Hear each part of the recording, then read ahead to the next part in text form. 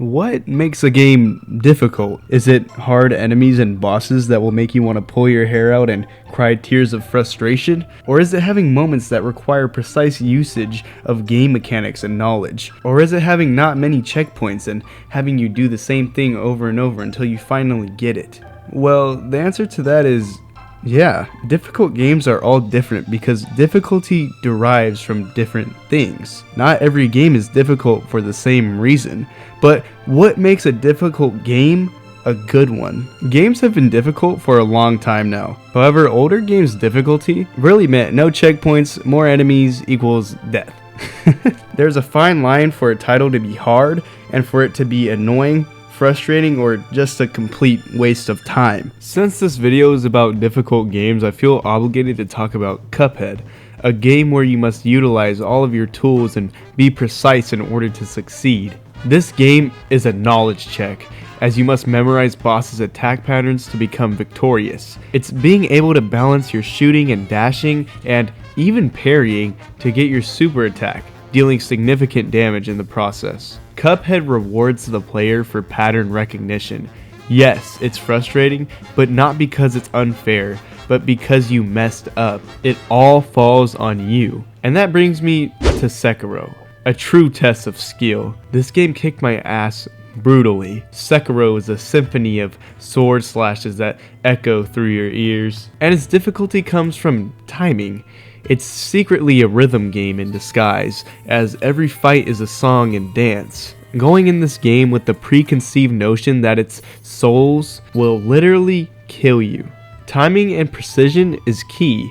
I don't think there's a more satisfying game than Sekiro, as defeating even the simplest enemies evokes immense gratification. Also, on the topic of souls, there's something about a lot of difficult games and their ability to inflict the sense of fear. And it's typically the fear of loss, or even the fear of the unknown, like not knowing where the next checkpoint is, or if there's an enemy around the corner, or is this really a tile on the ground, or a murderous death trap. Installation of fear creates immense immersion for me, keeping me focused, as I don't want to lose my precious souls. It's that feeling that you can lose everything you've earned in one mistake. This brings me to Hollow Knight. It is a complete amalgamation of souls and 2D platforming, and I believe Hollow Knight's difficulty stems from the platforming and the bosses.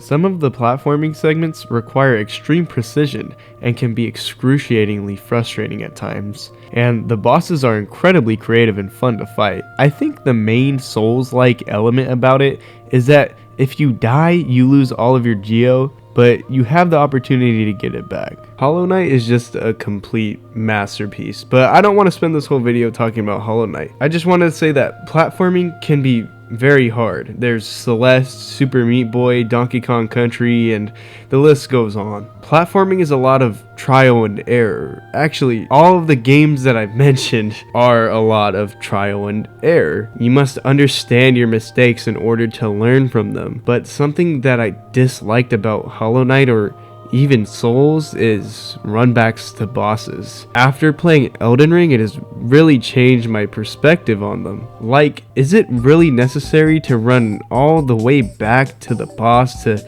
try and learn its patterns just to die and go all the way back? You've already proved that you can make it there, so why is there a need to do it all again? It just seems extremely unnecessary, and it gets redundant quick. I'm looking at you, Beta Chaos. Seriously, fuck that boss and fuck that run back. I'm being dead serious.